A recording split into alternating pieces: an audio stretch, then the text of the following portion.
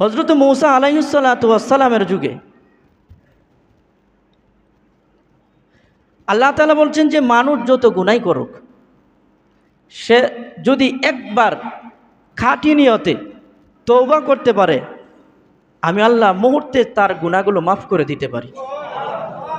হাদিস শরীফের মধ্যে আসছে, হযরত আব্দুল্লাহ ইবনে মাসউদ রাদিয়াল্লাহু তাআলা আনহু থেকে বর্ণিত, ইবনে আব্বাস থেকে এই হাদিসটি বর্ণিত আছে, আরও কয়েকজন সাহাবী থেকে হাদিসটি বর্ণিত আছে, ইবনে মাজাহ শরীফে হাদিসটি আছে। আত্তা ইবু মিনা জামবি কামাল্লা জামবালা, যে ব্যক্তি তওবা করলো, এই ব্যক্তির গুনাহকে এমনভাবে মাফ করা হলো যে কেমন যেন তার কোনো গুনাহই নাই। সুবহানাল্লাহর আওয়াজ হইল না তো? হযরতে মূসা আলাইহিস সালাতু ওয়াস সালামের জমানায়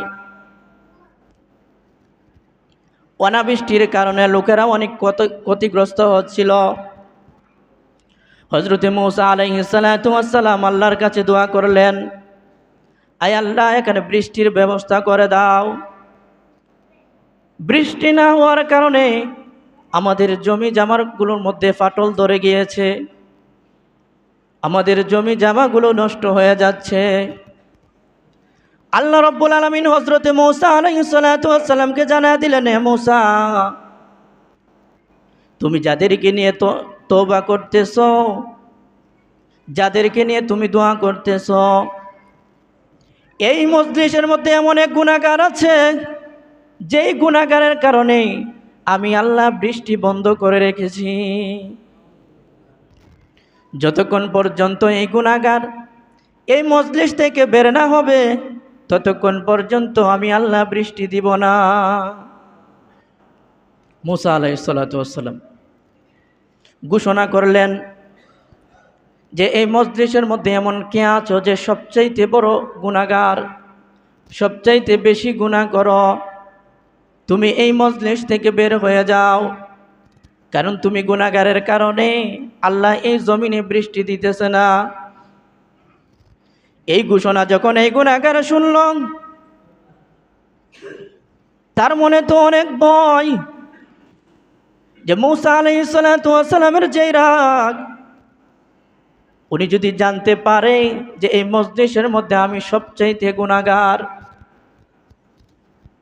আমাকে তো অনেক শাস্তি দিবে, আমার তো অনেক লজ্জা হবে। এই লোকটা ভাবতেছে, হায়, এখন যদি আমি কান্না করি, মানুষ যদি আমার চোখে পানি দেখে, মানুষ বুঝতে পারবে এই মজলিসের মধ্যে আমি তো সবচেয়ে বড় গুনাহগার। এই জন্য সে মনে মনে অনুতপ্ত হইতেছে, চোখের পানি তো বের হচ্ছে, কিন্তু মানুষগুলোকে সে বুঝতে দিতেছে না। সে মনে মনে বলতেছে, মালিক, আজকে আমি যদি এখান থেকে বের হয়ে যাই, সকল মানুষ জানবে আমি গুনাহগার। এই মজলিসের মধ্যে আমার মতো এত বড় গুনাহগার আর কেউ নাই। আয় আল্লাহ, তুমি আমাকে মাফ করে দাও, তুমি আমাকে মাফ করে দাও, আমি আর কোনোদিন গুনাহ করব না। এই লোকটা যখন এইভাবে দোয়া করতেছে, হঠাৎ করে আসমান থেকে বৃষ্টি শুরু হয়ে গিয়েছে। হযরতে মূসা আলাইহিস সালাতু ওয়াস সালাম বললেন, রব্বুল আলামিন, তুমি তো আমাকে বলছো আমার মজলিস থেকে সবচাইতে বড় গুনাহগার যিনি, তাকে বের করে দেওয়ার জন্য, কিন্তু কই, আমি তো কাউকে দেখলাম না এখান থেকে বের হতে, বৃষ্টি তো হয়ে গেল। আল্লাহ রাব্বুল আলামিন গায়বী আওয়াজের মধ্যে জানায়া দিলেন, হে মূসা, যেই লোকটার জন্য আমি আল্লাহ বৃষ্টি বন্ধ করেছিলাম, এই লোকটার জন্যই আমি এখন বৃষ্টির ব্যবস্থা করে দিলাম। এই জন্য ভাইয়েরা আমার, আল্লাহ রাব্বুল আলামিন বান্দার গুনাহ মাফ করার জন্য তালাশ করেন। এক আল্লাহর গোলাম, সে প্রতিদিন শুধু ইবাদত করে, মূর্তির ইবাদত করে, মূর্তির সামনে বসে বসে শুধু বলে সনাম সনাম। 30,000 বছর পর্যন্ত লোকটা তার মূর্তিকে সনাম সনাম বলে ডাকলো, কিন্তু তার কোনো উপকারে এই মূর্তি করতে পারল না। 30,000 বছরের মাথায় একদিন সে ভুল করে সমাদ সমাদ বলে উঠল। আল্লাহ রাব্বুল আলামিন গায়বী আওয়াজের মাধ্যমে তাকে শুনায়া দিলেন, হে বান্দা, তুমি কেন আমাকে ডাকো? এই বান্দা বলতেছে, মালিক, 30 বছর পর্যন্ত এই ভূতের পূজা করলাম, আজ পর্যন্ত আমার কোনো উপকারই করতে পারলো না। আর আজকে আমি তোমাকে ভুলে একটা ডাক দিলাম, ইচ্ছা করেও দিলাম না, ভুল ক্রমে আমার মুখ দিয়া বের হয়ে আসছে সমাজ, তুমি শুনে ফেললা। এই রব্বুল আলামিন, আজকে থেকে আমি ওয়াদা করলাম, আজকে থেকে আমি তওবা করলাম, এই মূর্তির ইবাদত আর আমি করব না, তোমার ইবাদত আমি করব। এই জন্য বান্দারা, আল্লাহ তাআলা বান্দাদেরকে বলেন, বান্দারে তুমি আমাকে ডাকো, এমনভাবে তুমি আমাকে ডাকো যেইভাবে ডাকলে আমি আল্লাহ তোমার ডাকে সাড়া দিতে পারি। কারণ আল্লাহ বান্দাকে মাফ করার জন্য অপেক্ষায় আছেন।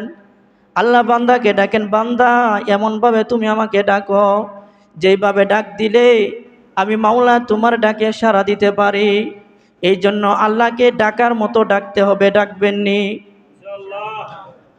কারণ যারা আত্মশুদ্ধি করে, নিজেদের আত্মাকে পূত পবিত্র করে, এই সমস্ত মানুষের জিন্দেগি যখন পড়া হয় তখন তো মনে হয় আসলেই তো জিন্দেগিটা কোনো কিছুই না, এই জিন্দেগিটা তো আসলে কিছুই না। আজকে আমরা যেই রুহের কারণে আমরা বেঁচে আছি, এটাও কিন্তু আমাদের প্রকৃত রূহ না। কারণ আমাদের যেই প্রকৃত রূহ, এটা হলো 7 আসমানের উপরে।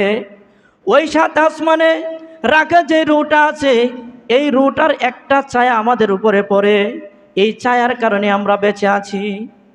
কিন্তু মৃত্যু নামক বস্তু দেয়া যখন এই ছায়াটা আমাদের থেকে নিয়ে যাওয়া হবে, তখন একটা মানুষও নড়াচড়া করতে পারবে না। এই জন্য আল্লাহর নবী বিশ্ব নবীজি বলছেন, আকসিরু যিকরা হাজিমিল লাজ্জাতি আনিল মাউত, বান্দারা বেশি বেশি করে মৃত্যুর স্মরণ করো। কারণ যদি বেশি বেশি করে মৃত্যুর স্মরণ করতে পারো, দুনিয়ার মহব্বত কখনো তোমার অন্তরের মধ্যে জায়গা করতে পারবে না। এই জন্য যারা আল্লাহর ওয়ালি, যারা আল্লাহর বুজুর্গ, যারা বড় পীর হয়, তাদের কাছে দুনিয়াটা কোনো মূল্যরই হয় না। এক কবি কত সুন্দর করে বলছেন, হর তামান্না দিল সে রুখসত হো গই, আব তো আজা আব তো খুলবত হো গই। আল্লাহর ওলি রাতের গভীরে আল্লাহকে ডাকেন আর বলেন, হর তামান্না, আমার মনে যত আশা আকাঙ্ক্ষা আছে, দিল সে রুখসত হো গাই, দুনিয়ার যত রং তামাশা, দুনিয়ার যত আশা ভরসা আছে, সব কিছু আমার অন্তর থেকে বের করে দিয়েছি।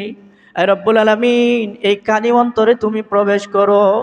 কারণ তুমি যতক্ষণ পর্যন্ত তোমার মহব্বত, তোমার ভালোবাসা যতক্ষণ পর্যন্ত আমার অন্তরে প্রবেশ না করবে, ততক্ষণ পর্যন্ত আমি আর শান্তি পাচ্ছি না। অতএব মাওলা, তুমি আমার অন্তরে প্রবেশ করো। কবি কত সুন্দর করে বলেন, হর তামান্না দিল সে রুখসত হো গই, আব তো আজা আব তো খুলবত হো গই। এরকম কথা আল্লাহর ওলিরাই বলতে পারে, ওই সমস্ত মানুষই বলতে পারে যারা তাদের আত্মাকে পূত পবিত্র করতে পারছে। কারণ যাদের আত্মা পূত পবিত্র নাই, তারা কখনো এরকম কথা বলতে পারে না। কারণ এরকম কথা ওই সমস্ত মুমিন বান্দাগণে বলতে পারে যারা চক্ষু বন্ধ করলে আল্লাহকে দেখতে পায়। এই জন্য আমাদের আল্লাহকে দেখার দরকার আছে না নাই? আল্লাহকে দেখতে হলে নবীর তরিকা মানা লাগবে নি? অবশ্যই মানা লাগবে। এক আল্লাহর বান্দা সারা জীবন ভর অনেক গুনাহ করেছে, কিন্তু শেষ বয়সে তার মনে এরকম একটা অনুতপ্ত আসলো, মনের মধ্যে গুনাহের প্রতি একটা ঘৃণার জন্মালো।